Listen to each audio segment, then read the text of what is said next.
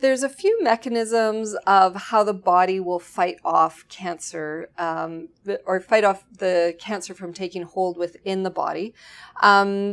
These mechanisms include apoptosis, so that's basically a programmed cell death. So that's a self-destruct button every cell has in the body.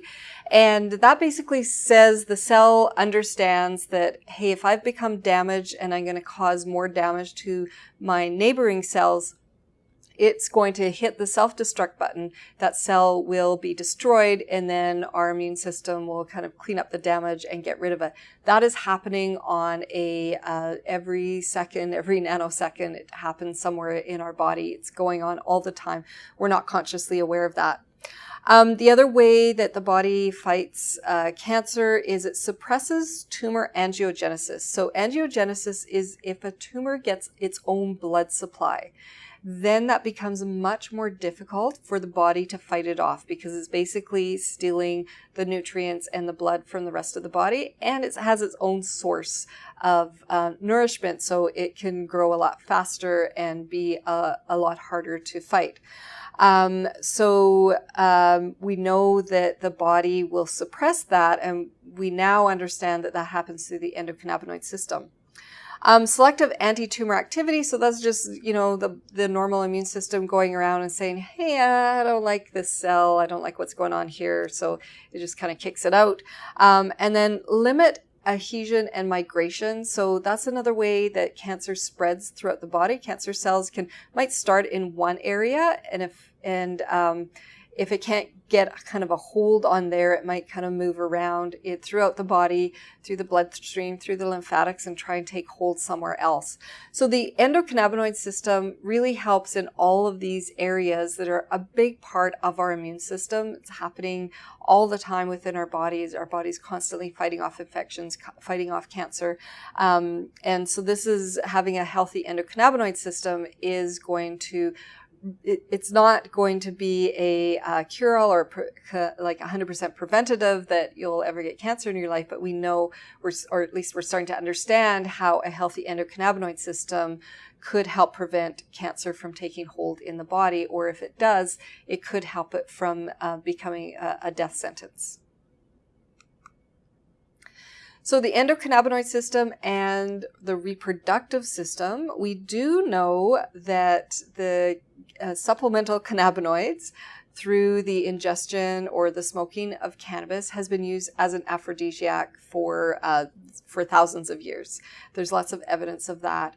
And unless two people are interested in getting together, there's not going to be any kind of reproduction. So it's part of our evolutionary system that keeps us, wanting to have children and just kind of keep continuously creating the species.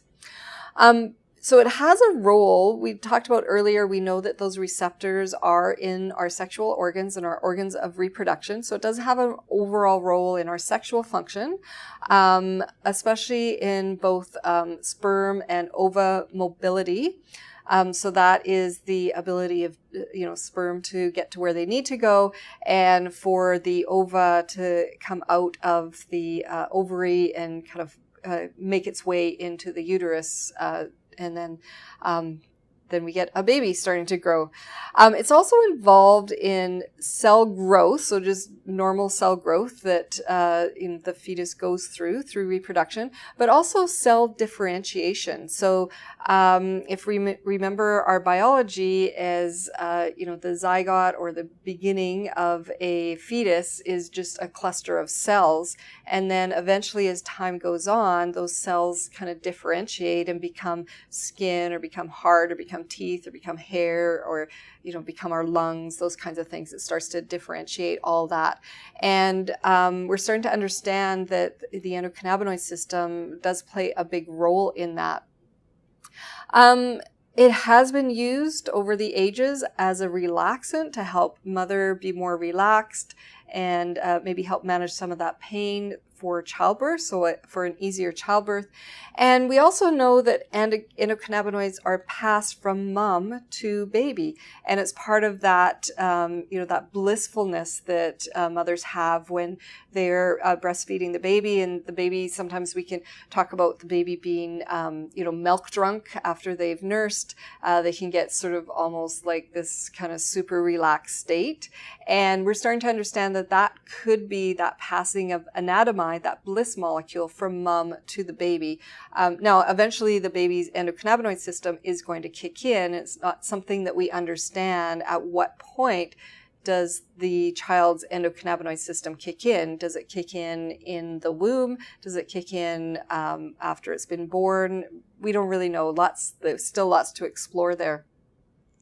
Now, I'm telling you all this about the endocannabinoid system and reproduction, but just know that the endocannabinoid system, supplemental cannabinoids through the use of cannabis during pregnancy and lactation or breastfeeding is not recommended at this point. We just don't know enough about it. And we've all heard anecdotal evidence of women using it to help with nausea and vomiting in the early days of pregnancy, or to help with that delivery, to help calm mom down and maybe have try and have a smoother delivery. But again, I'm not recommending that anyone go out and use cannabis while they're pregnant or breastfeeding their child. It's important that we wait for the more studies to come out so we can truly understand what the connection is.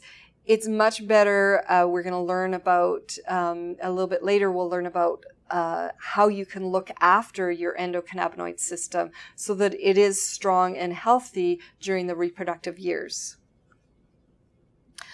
One other thing about endocannabinoid system and reproduction, on the male side of things, we do know that it can lower sperm count.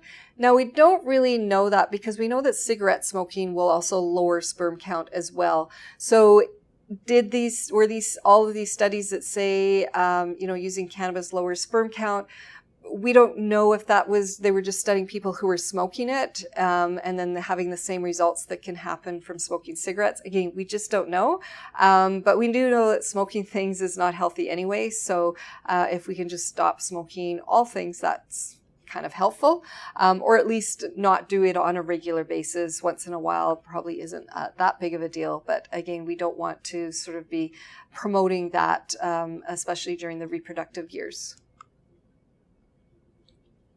Okay, the endocannabinoid system and the gastrointestinal system. Again, we're lacking so many studies, but there's a lot of anecdotal evidence that suggests that cannabis is beneficial for a variety of gastrointestinal ailments. So when we looked at clinical endocannabinoid deficiency, we know that IBS was in there, and that when people were taking supplemental cannabinoids, that calmed down. It may not have healed it, but it definitely will calm it down and help with management a lot better. We know the endocannabinoid system plays an important role in regulating gastric acid production. Our gastric acid production is really important for when we eat meals. We need those gastric acids to start to breaks down the protein, breaks down the sugars that are in our diet, breaks down the food into minerals, into small components. Our body can use that.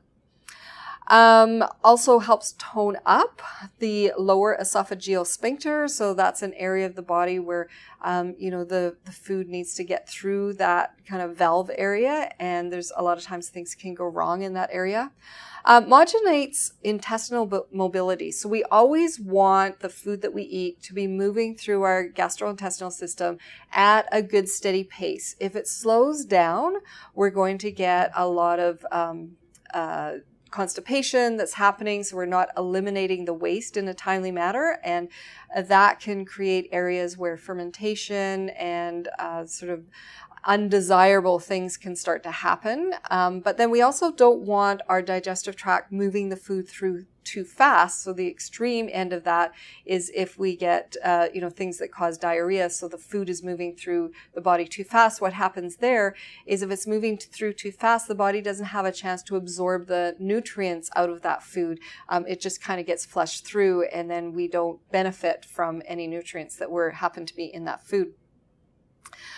We also know that we can reduce inflammation in the gastrointestinal tract. Inflammation, we're starting to understand, in that area of the body can be or maybe is responsible for people having a lot of food allergies or really uncomfortable side effects from eating certain foods, and that sets up more inflammation to happen. And it can also delay gastric emptying. So that it would be the area of nausea and vomiting. That's why we know that supplemental cannabinoids, cannabis can help with nausea and vomiting systems or things that can happen through different areas, food poisoning or other medications, chemotherapy treatment can cause nausea and vomiting. And quite a few different health issues can result in nausea and vomiting as well. And we know that supplemental cannabinoids can help quite well in this area. Okay, moving on to the endocannabinoid system and the cardiovascular system. We know that supplemental cannabinoids can really affect the heart. Some people are a little more prone to it than others. So some people, when they take THC, or especially high THC, it can increase that heart rate. We can get what's called tachycardia, where your heart seems to be racing quite a bit. We also know that we can decrease the force of how the heart works. We also know that this all ties into blood pressure. So we know that supplemental cannabinoids can help manage our blood pressure. And again, this is a little bit of a tricky area with cannabis use, especially if somebody is taking drugs where to regulate their blood pressure. There can be some contraindications there. We'll talk a little bit more about that in another module.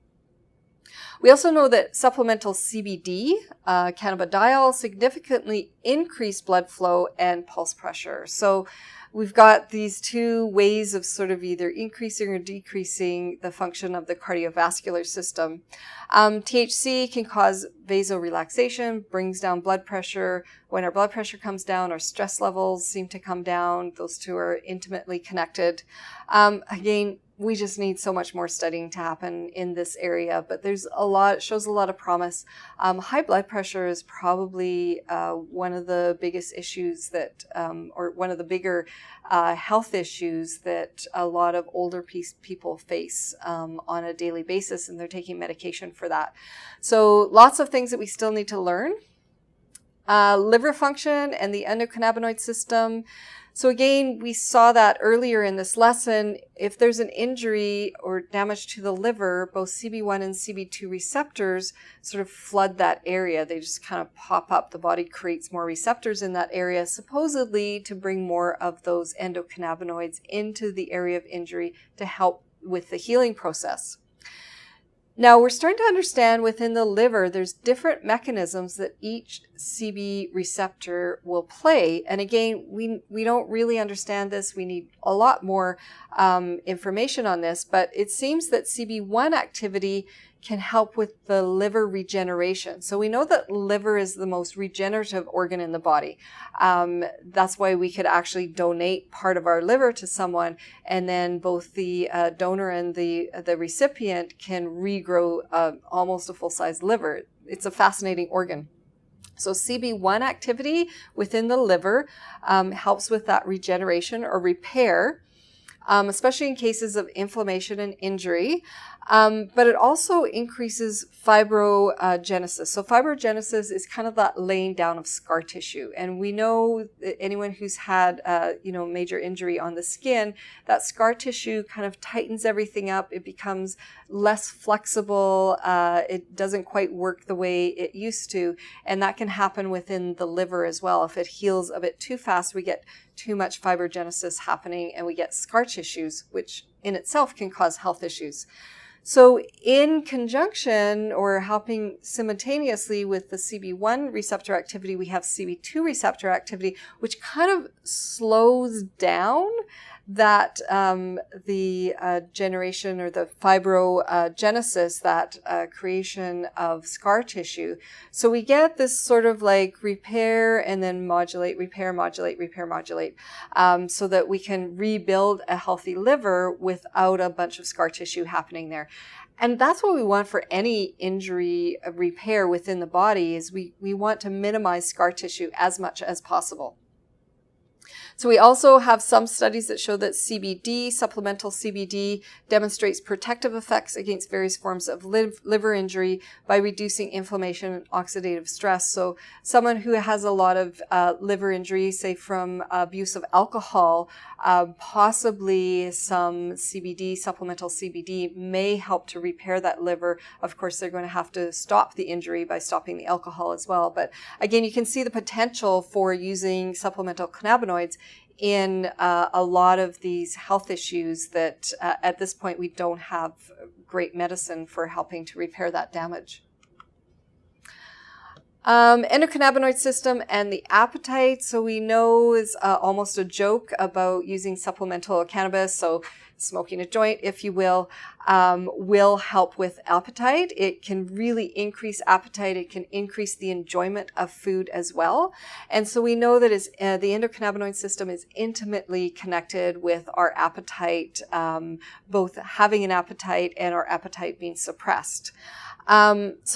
Clinical studies in this area, there's still anecdotal evidence, not a lot of clinical studies, but we do know that CBD will reduce appetite, and larger amounts of CBD can actually lower blood sugar levels. So again, there's that fine line there if somebody's wanting to use CBD to maybe stop some cravings for certain foods or help in a weight loss program. But too much of that CBD is going to lower your blood sugar a little bit too fast, and that can set people up for hypoglycemia, which can cause all kinds of things like fainting and lack of energy, just wanting to sleep all the time, sluggishness. It can also set up irritability as well if our blood sugar is low. Some THC strains will increase the appetite, and a lot of people say, why would I want to increase my appetite? I'll just eat more. But there's a lot of health conditions where people just don't have an appetite, and to have some supplemental cannabinoids that can stimulate that appetite so that someone actually feels like eating, has the energy to eat, enjoys the eating part, then we can get some nutrition into the body. We talked a little bit earlier about human milk, so mothers that are breastfeeding contains endocannabinoids, and there's a study out there. It's quite an important study. I apologize, it is an animal study, so sorry about that. But we do know that in this study, they blocked the CB1 receptors in newborn mice, and it basically blocked their appetite, blocked their desire to eat. And without that desire to eat, the mice are going to thrive, and will eventually stop suckling and die. And so we can kind of think of breastfeeding as passing on some of those molecules that will stimulate the baby's appetite. And that's kind of the difference between breastfed babies and bottle-fed babies. Is breastfed babies will basically, young mothers or new mothers are suggested that they kind of feed on demand, or at least every 4 hours, because the baby will, when that appetite kicks in, the baby will let you know. Where bottle-fed babies, they may not have that same kind of mechanism happening there. And so we really, when babies are bottle-fed, they need to be fed on a schedule, because the baby might not get that signal through the endocannabinoid system, through that anandamide being passed from mom to baby, to kind of signal like, hey, in a couple hours, you're going to be hungry again. Now, I do want to put a disclaimer in here that bottle-fed babies can thrive just as well as breastfed babies. So we don't ever want to shame a mother for either not being able to or not wanting to breastfeed her child. The baby will thrive just well and grow up to be a healthy, thriving, functioning adult if they are bottle fed as much as if they are breastfed. Now we know the advantages of breastfeeding with bonding and other things, maybe some things that we don't understand. But again, in our modern life right now, thank goodness that we have access to good quality formula for the baby so that mom never has to feel guilty if for whatever reason breastfeeding is not the best choice for mom and her baby. So please don't ever shame someone into breastfeeding. It's just not helpful at all. Okay, let's look at other influences on our endocannabinoid system. And this is the area where we're looking at how can you care for your endocannabinoid system? How can you help your endocannabinoid system help you live a healthier, more comfortable life? So here's a few things that we kind of know. These are kind of random facts, not in any kind of order, but NSAIDs. So NSAIDs are non-steroidal anti-inflammatory drugs. So those are the over-the-counter things that you can purchase. They block the degradation of AEA. So they make the anandamides stay in the body longer, prolonging that kind of blissfulness that anandamide provides to the body. Acetaminophen, when it's broken down by the liver, that mimics some of the actions of AEA. So there's a couple of mechanisms that those two do. So one, it just blocks the degradation of the AEA, keeps it in there longer, but it also mimics some of the actions of how AEA works in the body. Again, we need to learn a lot more. Probiotics that can help with gut bacteria. We know that increases CB2 receptors in the colon. That's a mouse study, but I'm sure that at some point in the future we'll start to be doing human clinical trials. But we already understand how supplemental probiotics can help to heal the gut, and now we're starting to understand what that mechanism is. Curcumin. So curcumin is one of the major ingredients in turmeric, the turmeric plant. That will elevate the brain growth factor. So that helps with that neurogenesis that we were talking about, helping to keep our brain healthy. Of course, curcumin is also very anti-inflammatory in the body as well, likely working in that endocannabinoid system or those pathways. Again, we don't really understand that yet. Echinacea. Echinacea is this lovely plant that is made into medicine to help with our immunity. So it's something that people will take if they have colds or flus or in the beginnings of colds and flu. Echinacea is a great way to help your immune system kind of fight that off. And we're starting to understand how that works. It increases the activity of CB2 receptors. So again, remember our CB2 receptors are mostly found in the organs of immunity. So we're starting to kind of connect the dots on that. Copal incense. So copal is a tree that we find down in the tropics, and it has a sap in it. So much like our pine trees here in Canada have a sap that you can burn that sap or make an incense out of it. This study was done with copal. If you've ever had a chance to pick up some copal, maybe down in Mexico or some other tropical countries, it's a beautiful, amazing smell when it's burnt, and you can buy some incense that's made out of that. And it really hits on both CB1 and CB2 target areas, can kind of really calm you down when you smell that. It's calming, it's stress relieving, and it sort of is uplifting. So if you burn some copal in an area where there's maybe some arguments and tension going on, we can kind of help calm all that down so that people can maybe have an easier time relating with each other. Black pepper, we know that all the pepper family, when we eat them, very anti-inflammatory, and black pepper in particular hits by the CB2 receptor. It has a protective effect both in colitis, so our gastrointestinal system, but also nephrotoxicity, so that is within the kidneys as well. It helps to be protective there. So that's another great herb that you can add to your food to just help with the protection and health of our gastrointestinal system, including eliminatory systems like the kidneys. How does alcohol affect our endocannabinoid system? Well, alcohol will down-regulate the activity of the endocannabinoid system, and then that down-regulates our immune system as well. So often you'll hear of people, if they go on, say, an alcohol bender for a weekend or something, then they might get sick a little while later because their immune system has been depressed because of that alcohol. Now, the interesting thing with alcohol is it down-regulates the activity of the endocannabinoid system, but it doesn't affect the area of the brain that's involved in reward and motivation, especially when we have chronic or binge drinking. So alcoholic types or people who sort of do binge drinking at a party and stuff. That is the difference in impairment from alcohol and impairment from cannabis, THC in cannabis, is often if you've ever been around someone who has maybe had a little bit too much to drink, but they still think that they're okay to drive, right? You take their keys away and say, hey, you shouldn't drive.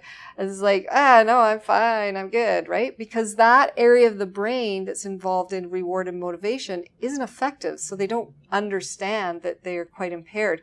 The difference with cannabis, when someone is impaired from cannabis, they absolutely know it because that area of the brain is affected as well. So they're going like, oh, dude, I can't drive right now. I'm too high.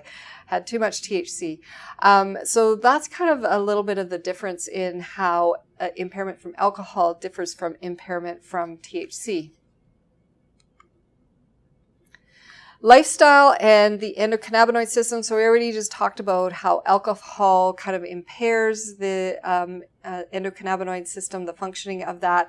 Now, it doesn't mean that you can't go out and have a couple of drinks and enjoy that, help you relax with family and friends. There's nothing wrong with that. It really starts to look into that sort of chronic drinking, regular drinking, binge drinking, especially if someone drinks to excess and gets into an impaired state. Other things that we can do with our lifestyle is exercise. So we know that exercise induces euphoria. Likely that runner's high is an effect of the functioning of the endocannabinoid system. Now, I've always had people say, but I hate running. It's like, well, that motivation to get going with running, a lot of runners or people who do exercise, they understand that the first few minutes or the first little while of getting into that exercise state, it's hard. You have to motivate yourself to do it. But then once that upregulates activity of the endocannabinoid system, we get some of those anandamide and other endocannabinoids and, triggering some of the other bliss molecules starting to kick up. And then that's where it becomes quite invigorating to do that kind of exercise. We're social creatures. Some studies have shown that social play, so this is just hanging out with each other, whether we're doing some sort of organized sports or we're just hanging out, laughing, telling stories, or just being around other people. It increases the cannabinoid receptors in the amygdala, so that's that part of the brain. So we are social creatures. That's why people who are isolated a lot, maybe the elderly that are living on their own, they can become quite depressed because that endocannabinoid system isn't getting stimulated properly. So part of our health and well-being is to have good, healthy interactions with other human beings. It's an important part of our keeping ourselves healthy, especially with mental health. We also know that social play increases our levels of anandamide, both in the amygdala and in the nucleus accumbens part of the brain as well. So super interesting studies going on in that area. Body work, so things like massage or acupuncture, acupressure, physiotherapy, those kinds of things. There has been some studies in there. Now, these studies likely apply to all types of body work, not just the ones that were studied. So electroacupuncture, that's just acupuncture where they put the needles in at certain points in the body. That increases AEA or anandamide in the skin. But it also upregulates those CB2 receptors in the skin. So there's kind of this upregulation overall in the endocannabinoid system of the skin. I suspect they haven't really gotten into studying how acupuncture affects the rest of the body as well. But right now they just kind of looked at the skin and say, hey, this is really doing something here. There might be something to it. Osteopathic manipulation, again, this is just happens to be the one that was studied. We can likely take these results and infer that the same thing happens with massage and other types of body work. Serum levels, so levels actually measured in the blood. So AEA measured within the blood more than doubled after an osteopathic manipulation where there was no change in that AEA in the blood in our control subjects. People who have had a really good massage often talk about being massage drunk, right? Because after that massage, you're just like super relaxed.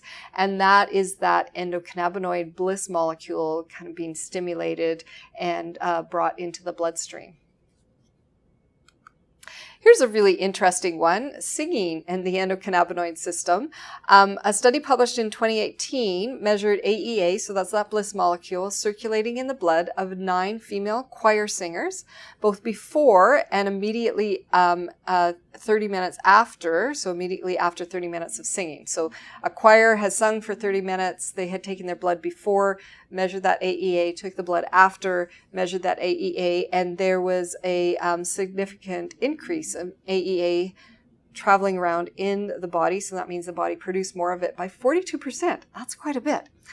So the study suggests that both singing along with exercise may provide some long-term beneficial effects on mental health, cognition, and memory. So we know that singing is really important. So whether you're just singing in the shower or singing in your car or singing with friends, it's an important activity to do. And oftentimes it goes along with part of our social play. If you think about, sitting around a campfire, someone has a guitar and everybody's singing songs, it makes you feel good, right? So sing whenever you can. Go out and do it. Doesn't matter what you sound like. Stress in the endocannabinoid system. So the ECS is a critical component of homeostatic or regulatory activity within the body. So keeping everything kind of in balance. Signaling of the CB1 receptors inhibits the stress response. So you know how two people can have witnessed the same experience or have the same experience, and one just kind of goes like, oof, that was terrible, kind of shakes it off and moves on, and the other one just dwells in that stress response, can't pull them out of that kind of stressful response that the body has at the beginning, and then it often can lead into some chronic stress, or it just takes them a longer time to get over it. If we can supplement the endocannabinoid system after a stressful activity, we may be able to dampen down that stress response so that the body doesn't sort of have prolonged stress happening, which we are starting to understand prolonged stress in the body actually creates chemicals that are damaging in the body as well. So chronic stress decreases the endocannabinoid production and signaling of the CB1 receptors. So that's why people who have been under chronic stress may start to develop things like depression and other kind of mental health issues as well. And some studies, again, not a lot of studies in this area, but some indications that maybe more study is needed is if early childhood neglect, so children that have been neglected especially during those very young formative years, seem to have altered functioning of their endocannabinoid system. And again, this is just a tiny clue of something that we'll likely know a lot more about in the next 50, 100 years. It's going to take a while to unravel that one. But this is why it's so important that people have as best as possible, a stress-free, solid, consistent type of environment that they're living in when they're young children. And it also helps us understand that the people who haven't had that stability during childhood struggle a little bit more with daily life as they become adults. Not that that can't be overcome. Of course, that can be overcome as well. But again, it just kind of gives us a clue into how important our endocannabinoid system is in our health and well-being throughout our whole life. So that's The functioning of the endocannabinoid system, we delved into a lot of areas there. We really looked at a broad spectrum, and we kind of just went across the surface, but it gives you a really great idea of the importance of the endocannabinoid system. And then we talked about a few areas where you can really start to pay attention to the health and well-being of your endocannabinoid system through the lifestyle choices that you make.